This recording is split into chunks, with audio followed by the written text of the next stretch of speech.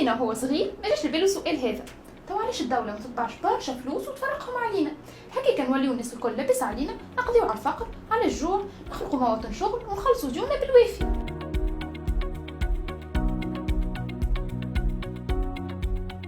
باش نحكيو من ناحية غير علمية، تخيلوا معايا تونس تطبع شكاير متاع فلوس وتفرقهم على الناس الكل باش نوليو لاباس علينا، وحتى حد لا عاد يخدم ولا يلوج في خدمه، لا عاد الفلاح يزرع ولا يحصد، لا عاد التاجر يبيع ولا البناي يبني.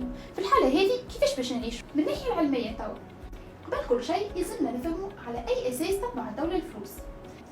ضخ العملات النقديه في اي دوله يلزم يتناسب مع حجم الاقتصاد في الدوله هذيك، اللي نجم يتمثل في رصيدها من الذهب، والا رصيدها من احتياطي النقد الاجنبي، واللي يتمثل في كل ما تملك الدولة من عملات أجنبية مستحفظة به في البنك المركزي بتاعها، وإلا في السلع والخدمات الحقيقية اللي أنتجها المجتمع. ويلزم كل دولة تحترم القواعد هذه في عملية تباعة الأموال، باش الفلوس المتداولة في السوق تكون عندها قيمة حقيقية ومش مجرد أوراق مطبوعة. أما في البلدان النامية فعادة ما يتجاوزوا القواعد هذه ويطبعوا أموال بمعدلات أكثر من المسموح بها، وهذا سبب من أسباب التضخم المالي.